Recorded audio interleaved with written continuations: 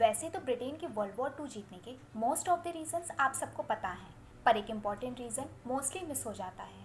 In fact even Winston Churchill ने admit किया था कि इस रीज़न का वर्ल्ड वॉर 2 जीतने में बहुत बड़ा रोल था, क्योंकि इसकी हेल्प से ब्रिटेन ने काफ़ी जर्मन अटैक्स को फेल कर दिया था।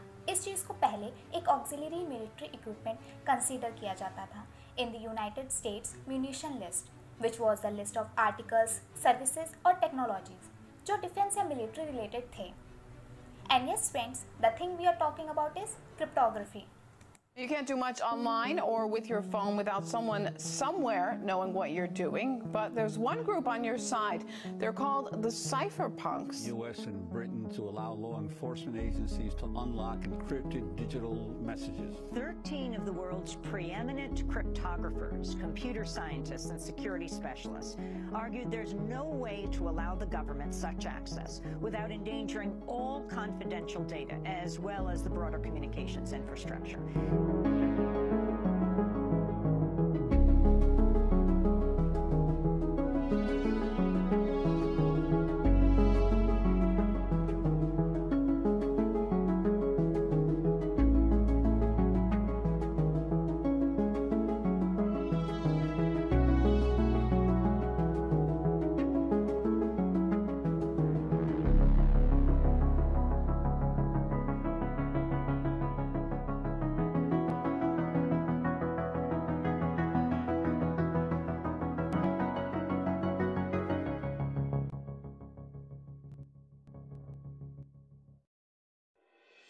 Hi everyone, welcome to the second video of the mini series on blockchain and cryptos. In this video, we will discuss about the journey of cryptography and cypherpunks. Now first, what is cryptography? इसमें crypt का मतलब hidden होता है and graphy का मतलब writing. So ये बना hidden writing. Cryptography, in simple word, is a technique of securing information and communication by using codes. In 1970s, a person named Whitfield Diffie was trying to find out ways to use cryptography to create privacy for individuals. उस time पे जो password system use होते थे वो बहुत week होते थे। बाद में डिफी ने मार्टिन हेलमन के साथ मिलकर पब्लिक की क्रिप्टोग्राफी इन्वेंट की जो कंपैरेटिवली काफ़ी सिक्योर थी। अभी पब्लिक की क्रिप्टोग्राफी एग्जैक्टली क्या है ये हमें अभी समझने की ज़रूरत नहीं है। Still if there is enough interest we will make a separate video on this. In 1970s Diffie Hellman के इन्वेंशन को यूज़ करके 3 MIT researchers name Ron Rivest, Adi Shamir and Leonard Adleman इन्होंने RSA इन्वेंट किया जो first working public key system था। इस invention के पहले जो स्टैंडर्ड जनरल पर्पस इंक्रिप्शन के लिए यूज़ किया जाता था उसे डेटा इंक्रिप्शन स्टैंडर्ड डेस कहते थे एंड इसे IBM ने बनाया था। पर US की नेशनल सिक्योरिटी एजेंसी NSA ने डेस को वीक रखा था सो दैट वो मैसेजेस पे स्पाई कर सके। बट RSA के इन्वेंशन के बाद NSA का स्पाइंग करना ऑलमोस्ट इम्पॉसिबल हो जाता क्योंकि RSA बहुत स्ट्रॉन्ग इंक्रिप्शन थी एंड इसीलिए before the researchers could publish the RSA paper and bring it in public, NSA ने डिक्लेयर कर दिया था RSA को पब्लिश करना या डिस्ट्रीब्यूट करना एक सीवियर क्राइम माना जाएगा एंड इसीलिए MIT ने भी RSA रिसर्च पेपर को पब्लिश नहीं किया।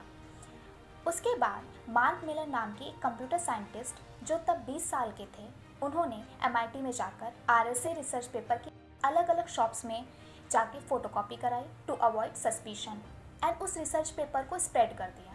बाद में 1978 में finally US government allow the publication of paper क्योंकि ऑलरेडी वो पेपर स्प्रेड हो चुका था। After that in 1991 a software developer named Phil Zimmermann released the first relatively easy to use secret messaging system with strong encryption called PGP, Pretty Good Privacy.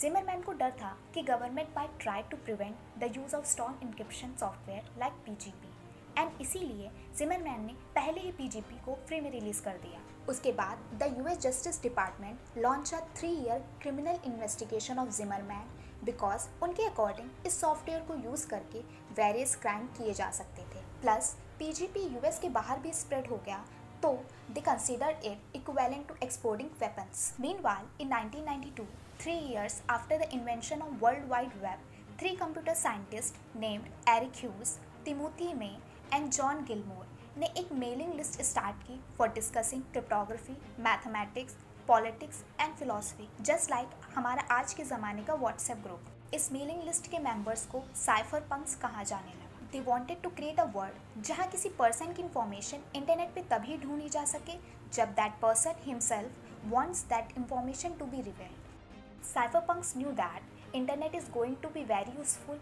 And जैसे ही government को इसकी important पता चलेगी वो उसे कंट्रोल करने को ट्राई करेंगे। एंड इंटरनेट का फ्रीडम रखने का एक ही तरीका है क्रिप्टोग्राफी। क्रिप्टोग्राफी या इंक्रिप्शन ही पावर को गवर्नमेंट के हाथ से इंडिविजुअल के हाथ में ला सकती है। जिमरमैन, जिसके अगेंस्ट क्रिमिनल इन्वेस्टिगेशन चल रही थी, उसके सपोर्ट में साइफर पंक्स आए।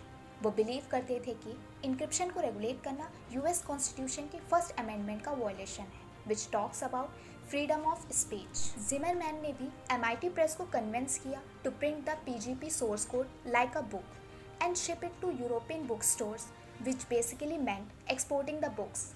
कुछ लोगों ने सोर्स कोड को बॉडी पे टैटू करा लिया। साइफर पंक्स ने टी-शर्ट पे कोड प्रिंट करके गवर्नमेंट ऑफिस में भेजा और गवर्नमेंट से पूछा, can we publish this T-shirt? Government ने कोई जवाब नहीं दिया, क्योंकि अगर गवर्नमेंट मना कर देती तो उन पे लॉसूट फाइल हो जाती। Finally, in 1996, the Justice Department dropped the criminal charges against Phil Zimmermann and he was free. Cypherpunks won the crypto war against the government. However, cypherpunks ने realize किया that अकेले privacy was not enough to attain ultimate freedom. After the collapse of Bretton Woods system, global economy moved off from the gold standard to a purely fiat system, and cypherpunks became incredibly suspicious of the central bank. The cypherpunks believed कि एक ऐसी form of digital money होनी चाहिए जिसमें government intervention possible ना हो। 1983 में David Chaum ने ई-कैश नाम का एक anonymous cryptographic electronic money invent किया था, जो 1988 में बंद भी हो गया था। साइफरपंक फिर से ई-कैश जैसी कोई करेंसीज बनाने के काम में लगे थे। एक एक करके अलग अलग क्रिप्टो करेंसीज इन्वेंट हुई, जैसे कि Mojo Nation developed by Jim McCoy, Hashcash invented by Adam Back in 1997, B-Money created by Wei Dai in 1998, BitGold invented by Nick Szabo, etc. उस वक्त साइफरपंक्स की मेलिंग लिस्ट में एक और पर्सन का नाम था, name Satoshi Nakamoto. On 31 October 2008 Satoshi Nakamoto ने एक वाइट पेपर शेयर किया जिसमें उन्होंने एक डिसेंट्रलाइज्ड डिजिटल करेंसी की बात की, which was highly influenced by cryptocurrencies invented earlier. And yes friends, the name of cryptocurrency he was talking about was Bitcoin, which in coming time brought a big change in financial and digital world. अब ये Bitcoin exactly क्या है, blockchain क्या है, ये हम आने वाली वीडियोस में जानेंगे। I hope you enjoyed this video. Thanks for watching.